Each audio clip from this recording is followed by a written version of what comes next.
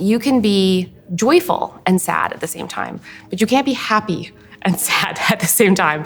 That's what makes joy often so confusing to people. My name is Kate Bowler, and I'm a historian and a podcaster and a writer, and I study issues about luck and meaning and what makes life, beautiful. Joy can coexist with the deepest and often most painful emotions because it is this bright, enlivening feeling.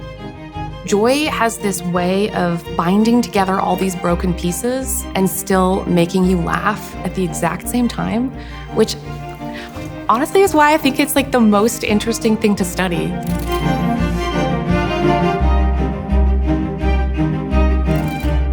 I spent a really long time as a very unlucky person.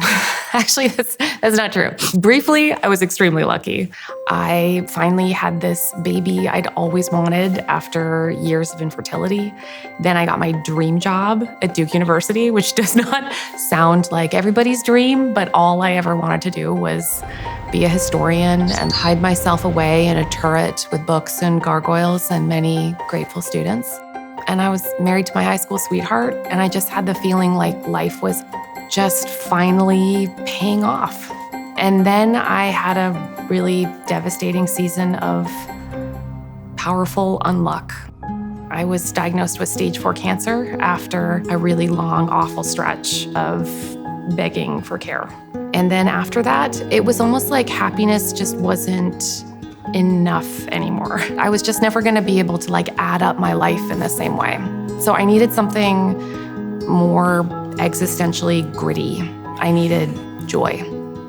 There are certain powerful experiences like joy that can actually help you be carried throughout a terrible time and into a new season. And so that's what I went looking for. People often confuse happiness and joy because it all just sounds like the positive end of the spectrum. They just think they're synonyms. That's partly because Americans are obsessed with happiness. We have an enormous happiness industry. Happiness will start to look like well-being and self-care and flourishing and kids in matching denim. But joy is actually something much more complicated. Psychologists make a pretty fine distinction between happiness as a definable set of qualities, as ease, as a kind of psychologically relaxed state. It's also really contextual, meaning that it's cumulative. It happens because things have gone well. That's what makes happiness lovely, but also makes it very fragile. One thing goes wrong, and you can topple the whole mood of happiness. Joy engages not just the dopamine and the happier parts of our brain chemistry. It still coexists with our stress systems, with really dark emotions, with despair, with enormous pain, meaning that we're not escaping the reality of what we're in. We're adding another layer on top of it. Joy is one of the most powerful human emotions, not just because it is sweet and fleeting, but because of its enormous capacity to change us. It makes us more grateful. It makes us more hopeful.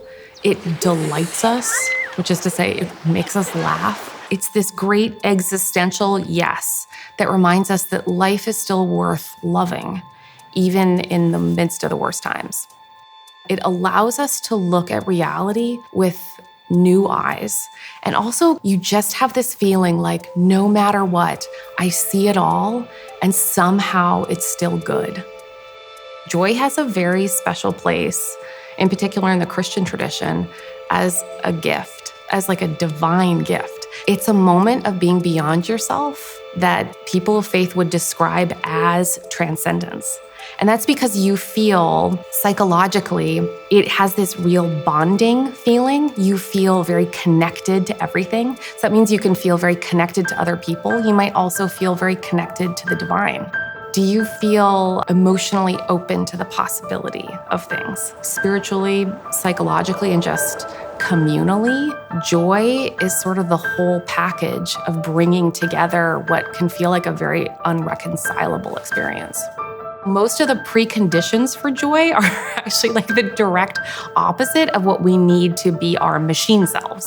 There are a couple things that pop up over and over again as preconditions to joy. And I think one of the most powerful is emotional availability and connection. I think a person who wants to be surprised is a person who's much more likely to find joy. Ultimately, if we want to be more joyful people, we are probably going to have to put down the phone and close the laptop and think of ourselves as being experientially surprisable. So happiness is just an emotional state. Joy is a story.